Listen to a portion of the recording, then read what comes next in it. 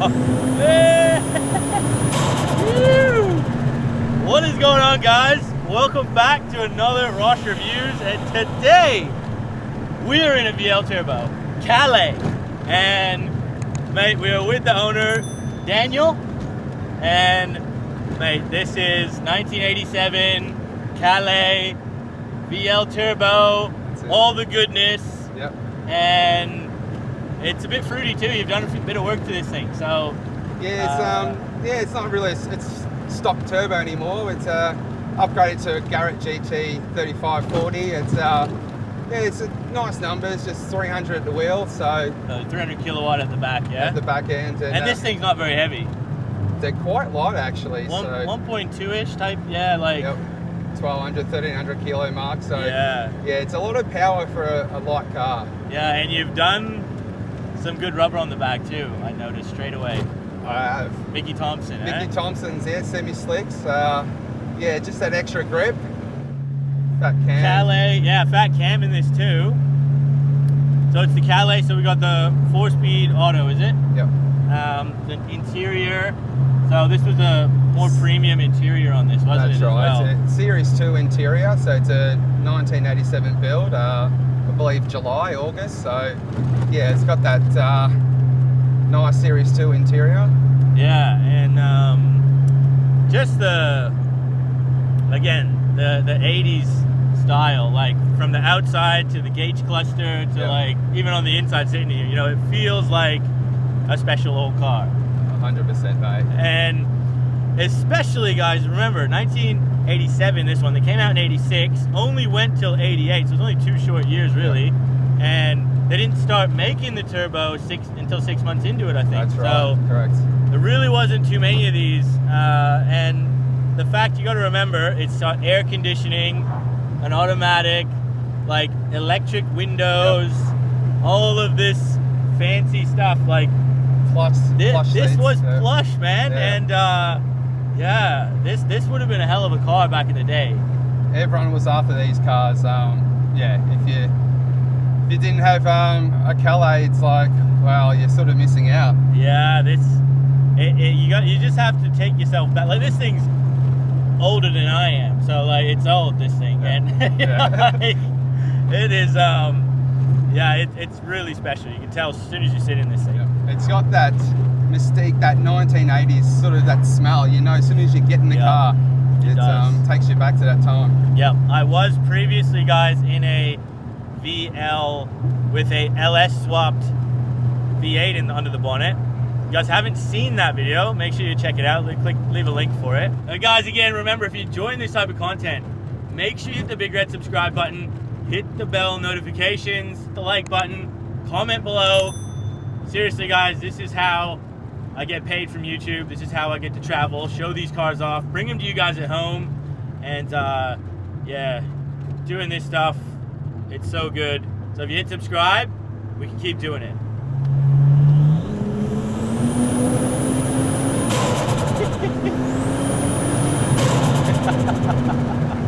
Man, it still goes, isn't it? Still goes. That's the thing, guys. You think like 300 kilowatts isn't too much, but in a light 80s car, like, that's a lot of power. It's just a lot of go. Yeah. Because from factory, the RB30 up front, which is a Nissan engine, guys, would have been pushing about 150 kilowatts, so 201 horsepower, I think, from factory. Yep. But now 300 kilowatts to the wheels. You've doubled it. Doubled it, yeah. And put it to the wheels, so. Yeah, that's it.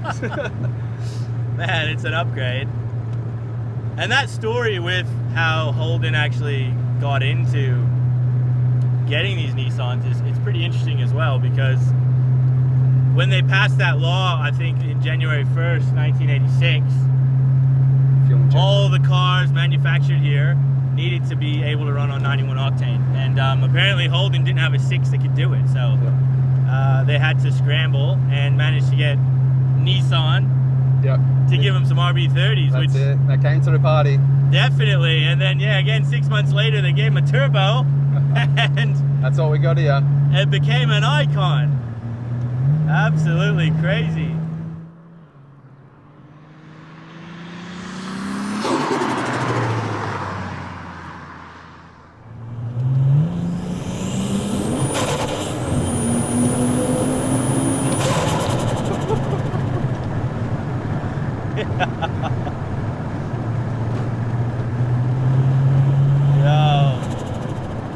thing too, when you're in these cars that are a lot more old and boxy and there's nothing to the door, like going at speed it always just feels so much.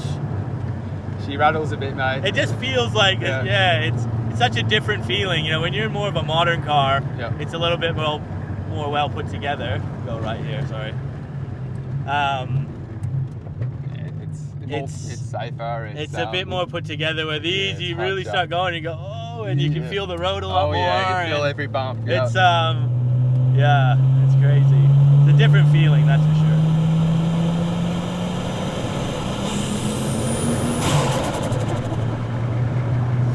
Oh yes. All right. 0 to 100. Let's see what we can do. So, reset the draggy. You're good to go. Yep.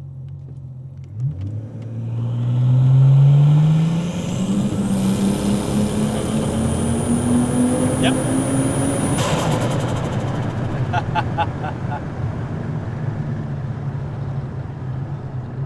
What do you think? Not too bad. Not too bad. I reckon we'll have to have another crack here. We'll have one more, and then I'll tell you. You tell me.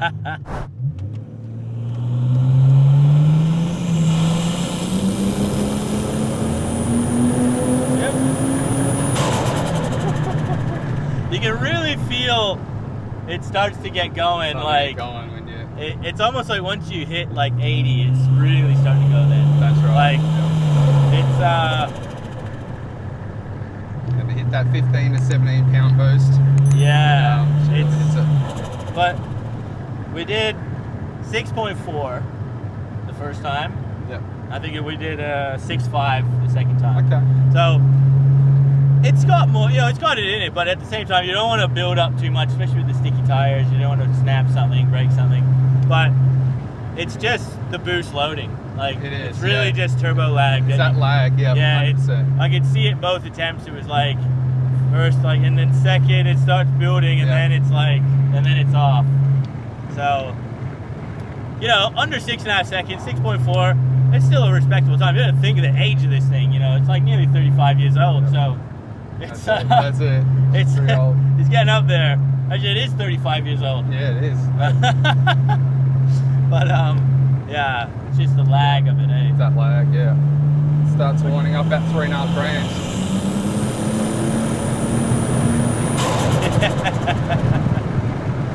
I think again, like I was saying, the older car, like the inside, like even the seats, you know, there's no like bolster or anything. It's like you're sitting on the sofa and all of a sudden you're just getting thrown back in it. It's like the 80s sofa, that's it.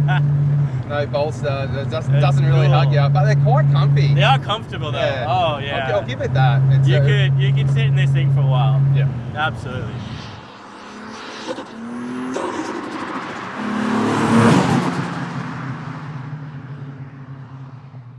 Okay, cool. In the VL Turbo, guys. That's it. Been a long time waiting to sit in one of these. Yep. And again, mate, thank you for bringing it down. We've actually got a little gift for you down in the floorboards there in that black box. So C-Tech has been sponsoring us for, well, we've been here in Melbourne, and these are battery chargers and just maintain the electrical systems, your battery while your car sits. So yeah, trickle charger, awesome. Man. So obviously this isn't a daily, so no. If you don't have one, now you do. Yep, awesome. And everyone should get one. That's fantastic. Yeah, if your car is not a daily. So huge thanks to C-Tech. Huge thanks to you, mate. And thank you. Yeah, a little bit of a thank you. That's awesome, thanks. No worries.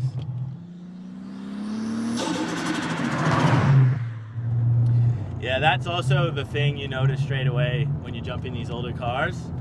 Everything just feels a little bit floaty. Oh yeah. The steering. It does. The pedal, like the body. Everything, man. Yeah, like, it is like it's like if you go from a modern car, like I'm driving an M2 all week since I've been here, and you go into this thing and it's like, okay, there's a big difference, but huge difference, yeah. It's charming character, which I love. That's it.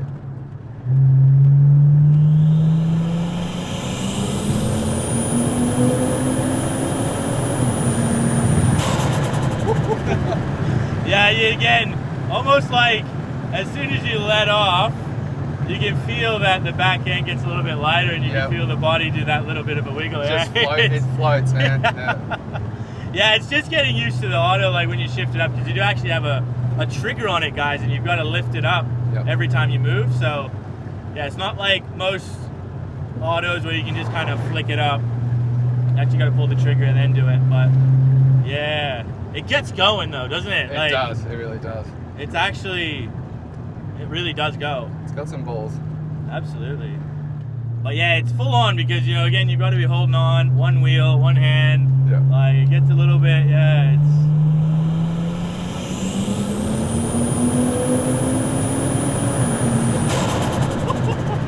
yeah, it's when you let off in third, you can feel it like just do that little bit of a raise up, and then it's like, wow.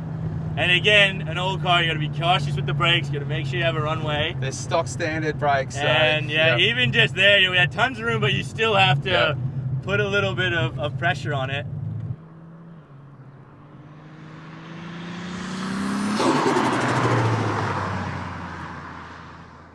Like honestly, as soon as you hit boost in this, it's like it just feels like a different car. Definitely. And you've really got to concentrate in this thing because you do. Yeah. I'm telling you guys right now, like this thing, it's floaty.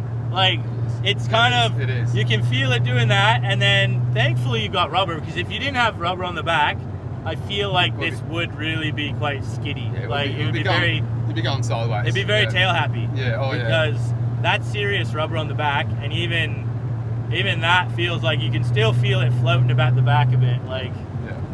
Yeah, she's not too good around corners, but when you got a good flat runway, man, it's a good fun. But it still scares you though. Like it scares me. Like I was like, oh, that's good though, man. That's it. If it doesn't scare you a little bit, you got the wrong car. Exactly. So. You just got to add a little bit more power to it. Man, to be honest, it's a lot of power. I feel like this is a lot of power actually. Like it actually, like when I was sitting passenger, I don't know. I don't know if it's because I wasn't driving. I think when you actually drive this, the senses become so much more and amplified. You have to be like, on it. You have to be on I was like, dang, it's quick in the passenger seat, but it was like, I wasn't terrified. But like, when I'm driving it, I'm a lot more, it was like a lot more full on it felt. Yeah, you have to be cautious. I think just as well, because you got one hand on the wheel, because you got to be holding this. Pull the trigger, lift it up, like make sure you don't go too far up. Like, exactly right. And then you're trying to manage the pedal. You're getting pushed into the seat. And it's a full experience. It is. Like you have to drive it. Full credit, man. Like the way you've done this, the way you've built it, I think it's at the right power level. And if it was only one criticize for me, it's put the dose pipe back on. Oh, have to. And I think that's it. Like this is a great. It's at a great power limit. Like I honestly don't think it needs any more power. Look, you always want a little bit more. Yeah, like, I mean, I guess if you get used to it, the more you get used to it, the more you get, Like, you know, it's got a stock diff on it, so there's things like that you can do. Upgrade the valve springs, tune it again, you can quickly get to 350, but then you sort of got to upgrade your brakes, because she's on stock standard You need brakes. to upgrade the brakes if you're going any more, man. Even now, I would say it would be wise if you're, but as long as you know you're cautious and when to hit it. But if you're gonna go for any more power, I would be wanting to do something with the brakes. Now, guys, we're gonna finish the video off here today. So again, Daniel, thanks, brother. Thank you so much. Absolutely insane. Been so cool to drive one of these finally. It's such an iconic Aussie car, and again, in this color, the style, the interior, the upgrades, the mods, like, man, it's no joke. And when you're on it, you gotta hold on. So huge thanks for coming down. Again, guys, remember, subscribe, hit the like button, and leave a comment down below. So thanks again, mate, and we'll see you guys in that next video. Take care.